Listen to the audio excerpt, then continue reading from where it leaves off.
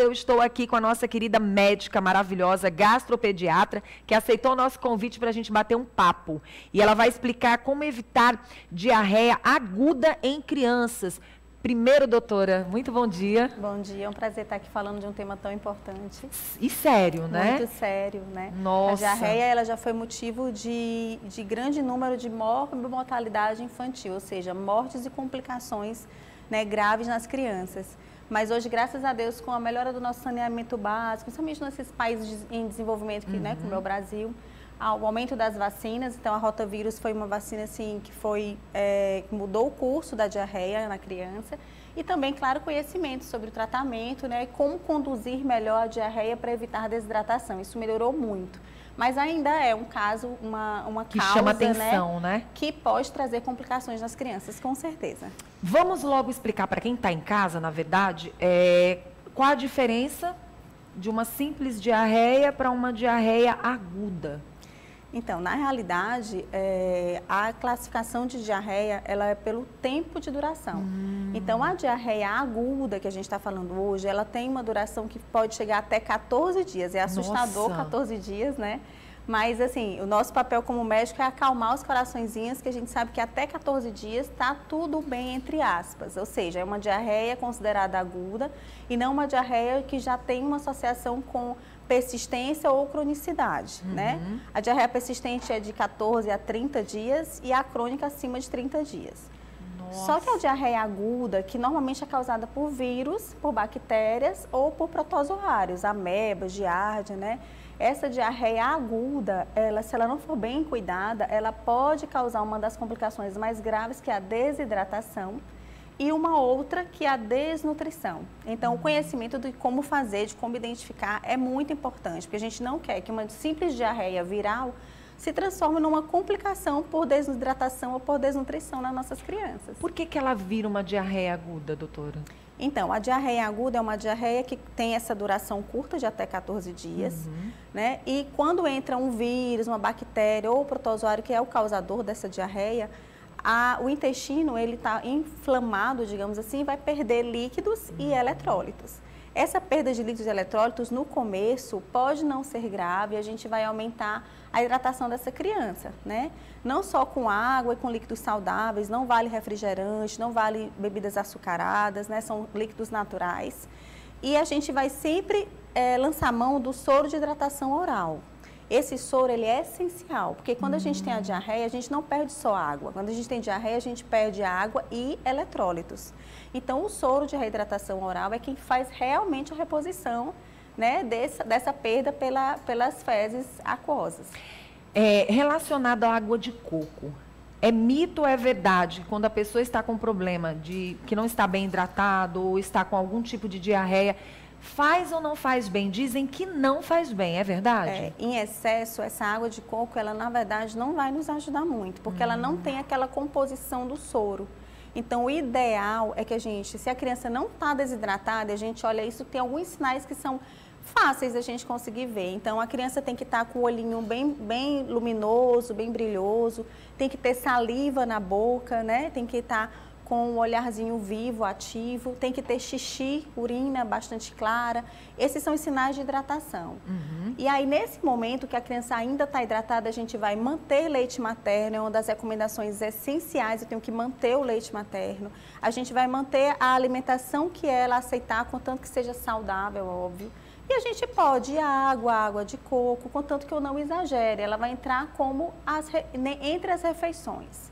Agora, no momento que essa criança desidrata, que aí a gente tem olhos fundos, alteração do comportamento, ela fica mais sonolenta, ela fica mais molinha, ela fica com boca seca, com uma sede muito intensa, ela começa a dar sinais de que não está bem. Esse momento é a hora de procurar o profissional de saúde, normalmente um pronto atendimento, porque a gente vai avaliar a necessidade de hidratação. E essa hidratação não é com água de coco e não é com nenhum outro líquido que não seja o soro de reidratação oral.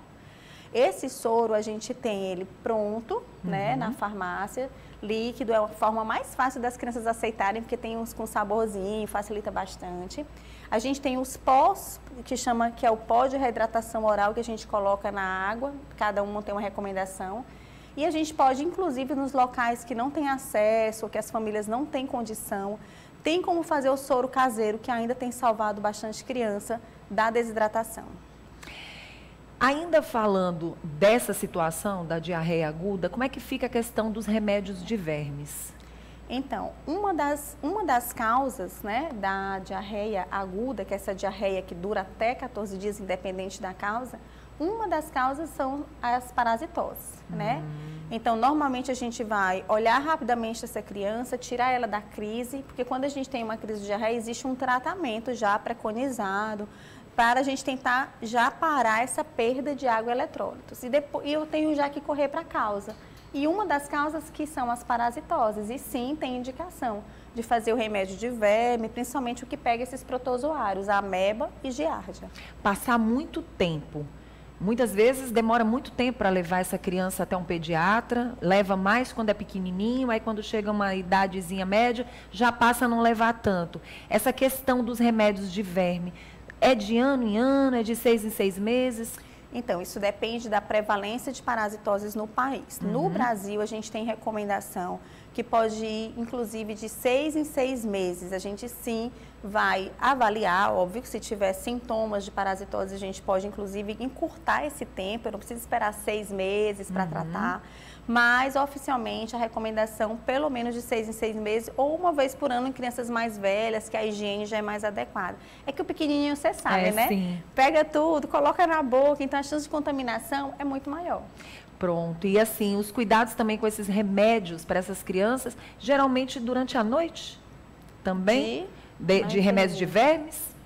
Não, nenhum Para essa remédio... questão da diarreia aguda, esperar passar. Não, né? esperar passar mais ou menos, a gente tem que tratar. Sim. Então, assim, a gente tem um protocolo hoje preconizado para o tratamento da diarreia aguda. Sim. Independente da causa, a gente sempre vai cuidar da hidratação, que é o principal fator de complicação, de gravidade, de morte, de coma, é a desidratação. Sim. Então, a gente vai sempre hidratar de forma adequada essa criança.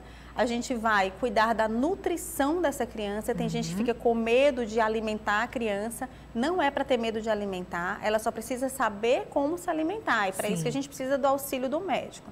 Mas o jejum não é bem-vindo em todos os casos, né? Só nos casos graves que eu preciso primeiro hidratar e depois alimentar. A gente sempre vai fazer uma reposição do zinco, que é o que vai reconstruir, digamos assim, reequilibrar essa mucosa intestinal. E ele funciona em várias outras ações no intestino. E a gente sempre vai colocar um probiótico, só que não é qualquer probiótico, né? Tem que ter muito cuidado com isso também, né? O importante é visitar o especialista para que ele possa avaliar, né? Independente, é o que a gente sempre fala aqui no programa. Sempre procurar um especialista, porque ele vai te orientar da melhor forma. Ter muito cuidado com as dicas das pessoas. A gente bate muito nessa tecla aqui no programa, porque as pessoas ultimamente andam com medo de buscar o médico. Não, porque está lotado. Não, porque... Não tem essa conversa. Você tem que insistir, persistir, porque tem várias especialidades aí que estão esperando você buscá-las. Tem isso também. Isso. Né? E assim, tem os sinais de alarme. Sim. Que eu não posso... Muitas vezes é uma diarreia muito simples. A criança está lá com as fezes amolecidas, mas está brincando, está correndo, não teve febre, está ótimo. A gente pode realmente fazer uma hidratação e às vezes a própria hidratação vai parar o vômito, essa criança vai recuperar. Agora, sangramento nas fezes, febre persistente, mais do que 8 evacuações no dia, né, em 24 horas. Criança que não está ativa, crianças com febre alta, né, mesmo que seja poucos picos, mas febre muito alta. Tudo isso chama a atenção que você precisa de acompanhamento médico, né? Então, não dá para ficar esperando. Mais do que, apesar da gente dizer que a diarreia aguda dura 14 dias, a maioria vai resolver dentro de 7 dias. Então, essa diarreia muito mais prolongada pode atingir a nutrição dessa criança que normalmente não está se alimentando bem. E aí a gente tem outra complicação que, além da desidratação, é a perda de peso ou desnutrição. Então, tem que procurar ajuda. Ótimo. Tem exames adequados? A maioria dos casos a gente não vai precisar de exames. É mais clínico mesmo, né? O meu exame é mais para que eu recupere aquela criança, certo. É mais importante do que eu achar o agente que está causando. Mas nos casos graves, sim, a gente vai precisar identificar, principalmente nos casos de doenças bacterianas, que aí são diarreias mais invasivas, e é ideal a gente conhecer quem é o bichinho lá que está causando para achar o remédio ideal. Faltou alguma dica ainda, alguma informação que a gente pudesse ajudar quem está em casa? Acho que é a prevenção. Ótimo, né? Vamos prevenir então, Exato, né? porque a gente sabe que alimentos expostos, água contaminada, água não tratada, o mau cuidado de autohigiene, então lavagem das mãos, principalmente após utilizar o banheiro, ensinar as crianças que antes de comer tem que lavar a mãozinha. Então esse cuidado com água, alimentos e a higiene é essencial, além da proteção dos alimentos que ficam expostos na nossa casa. A gente sabe que a gente conhece também essas diarreias como virose da mosca, não é à toa, né? Não só mosca, como baratas. Então, se a gente tiver, por exemplo, aqueles alimentos que a gente come a casca, como a maçã, por exemplo, ela está exposta e não protegida, né? Esses bichinhos, eles vão realmente trazer bactérias e vírus e causar diarreia nas crianças. Então, a higiene e cuidados alimentares.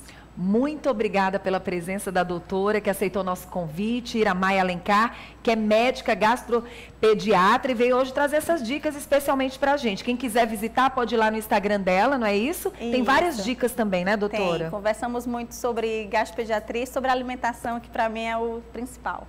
Só para reforçar mais ainda, qual é o Instagram? DRA, doutora, né? DRA Iramaia Alencar. Muito obrigada, tá? Eu que Seja agradeço. sempre bem-vinda ao nosso programa.